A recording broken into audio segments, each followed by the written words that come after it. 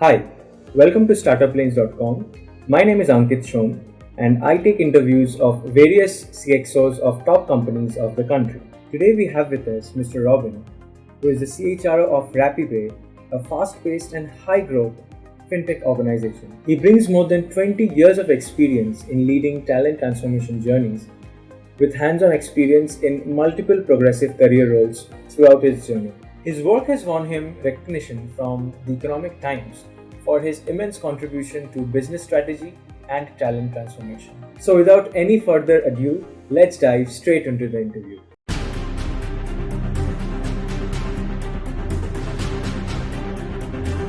Hello sir, a very warm welcome to our channel Startup Lanes. My name is Ankit and we are extremely grateful to have you here for this interview. Firstly, sir, I would love for you to give a little bit of introduction about yourself to our audience. A quick introduction. I come in with 20 years of experience. I have worked across the IT, BPM, consulting, and the Fintech industries. I have been in roles cutting across human resources, resource management, talent acquisition, and I've also been an entrepreneur. So if I were to just summarize that for yourselves, it will be basically defining myself as a 4x4 matrix professional. A key dimension about one of my dimensions of growth in career has been the virtue of being able to do multiple assignments through my career. And I've also traveled across locations, both within India and outside India. I've done assignments extensively in the United States, aside of doing assignments within India. And these have actually helped me, build up a lot of perspectives and experiences, factoring both the highlights and the lowlights of, all that I have been able to, put myself through and have the opportunity to work with multiple mentors, clients, colleagues, teams. And this has sort of, been a defining moment for me to sort of, aggregate all my experience and bring it all together. And that's where I would sort of summarize my total experience in a capsule for yourselves. Have you faced difficult times in your life, sir? And if yes, how did you tackle them? So the way that I look at challenges, and this is something which I truly believe in, is that difficulties are opportunities, and so there is. I see this as a growing moment. So I wouldn't sort of look at a challenge or a difficulty with any concern, but I always have looked at each of these as growing moments. And so there have been multiple through my career, and each of them I have walked away with greater learnings, and I think that is something which has also been critical for whatever I've been able to accomplish so far, right? So my aggregation of my total experience has been a function of both the highlights and the lowlights. A lot of specifics I can't get into because of client confidentiality, but each of them have been dimensions of growth for me, as I would want to put it that way. Do you believe it is necessary to keep yourself updated to all the latest trends? And if yes, we would love to know how you do that, sir. I think that's a very important question, and it is absolutely important for the simple reason that there are so many changes that are happening around. If you look at the dimensions on the economy, dimensions on the investor expectations, dimensions around the regulatory changes, dimensions around your demographic mix, dimensions of expectations of your population, of your employees, how they across generations bring in very different aspirations, expectations, and growth motivations. And so it's very, very vital, as leaders and as future leaders to stay invested in keeping oneself updated. In terms of the source, the form factor is no more relevant. It's not only, relegated only to books. You've got other media forms. Digital has come up in a very big way. And I believe most important is to build a very strong network of, colleagues, mentors, and, of counsels who you could reach out to in an event where you still want to really catch up on a quick, clarification. And so I think it's an aggregation of an agnostic form factor learning and also a very strong network that fundamentally, is vital to keep oneself updated in the context that I shared with the various changes that is happening, and it is important for one's growth. What are your favorite books, sir? And what important takeaways have you got from them so far? The form factor is irrelevant. Books is one dimension. There are other dimensions that I spoke about in a moment ago. But specific to books, the book that I sort of keep referring back to is The Fifth Discipline by P.T. Sanjay. It anchors its thought and its theme around the learning organization, which basically looks at dimensions of the importance of understanding the interconnectedness of various actions. The second important dimension around building a learning organization is to first also understand the mental models that are at play.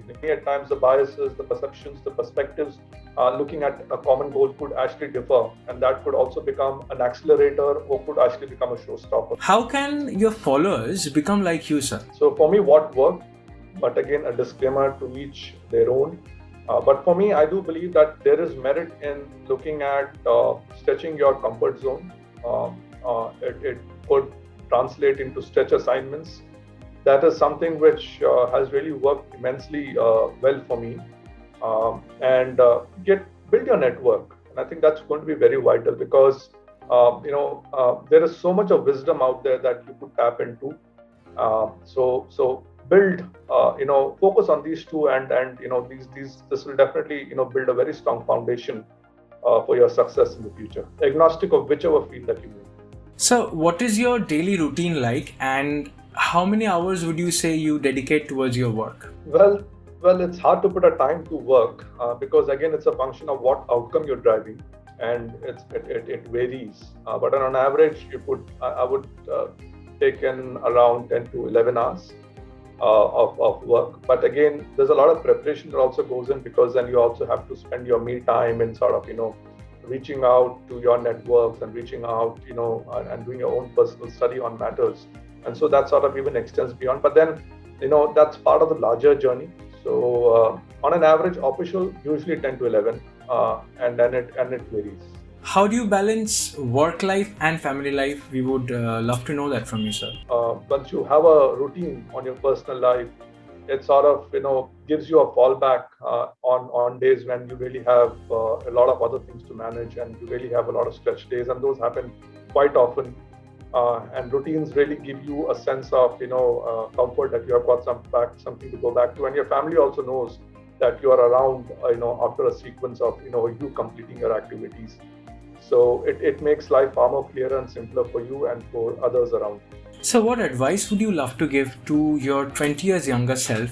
And do you believe you have made any mistakes that you regret? Probably I would have asked myself to accelerate on stretching myself, right? Because probably when I started off, I was, probably I could have done far more better with regard to accelerating my stretch assignments and, going up and beyond my comfort zone. So that would be one area that I would, really tell myself to sort of accelerate on. And of course, build your strong networks. Those are going to come very handy in life and beyond. It's about how these become your growth moments, right? So for me, by that orientation, I've always grown from the highlights and the lowlights of whatever has come my way. And that's how I look at it. So I can't get into specifics because there are a lot of other dynamics that also play out. But the point here is it's important to keep moving ahead.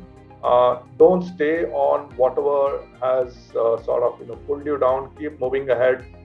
There is far much more to be accomplished, and the world is waiting out there to hear from you, right? And that's where exactly the aggregation of your highlights and your lowlights is very, very vital for you to sort of help others who probably will avoid traversing those journeys that you probably may have avoided, but you couldn't have done anything else about it but to go through it. But I think the vital point here is choose between reacting and responding, and I think that's another important dimension. Be aware, right, that responding to a situation is far more powerful than reacting to a situation. So that's the element that I would want to share here as a point. Would you like to mentor entrepreneurs, sir? And if yes, what kind of ideas or startups interest you? We would love to know. For me, I'll be happy to chime in and help out and be part of strengthening the talent agenda of any any institution, right? And I think that's one area where I bring in a lot of experience and expertise. So I'll be happy to work along on that front. So, whom would you like to thank for supporting in your life and career? There have been multiple individuals who have played a very vital role, starting right from my own family, to my mentors, to my colleagues, to my friends, and each one of them had a very, very important role in shaping me and forming my thoughts. And so I was grateful to each one of them. Right. So specifically starting with my own parents, my wife, who's been a big, strong pillar of my success. So and then moving on to my colleagues, my mentors, and to senior leaders in the organization. Lastly, sir, how would people connect with you? Twitter, LinkedIn, Facebook, or any other means? Yeah, so I'm very actively involved. I'm active on LinkedIn. So absolutely look forward to interacting and the case. Thank you so much, sir. It was wonderful having you with us. It was indeed a very fruitful conversation. I myself learned a lot, and I'm sure our audiences will also learn a lot. Looking forward to catching up with you soon. Thank you, sir. Take care. Thank you, Ankit. Have a nice day.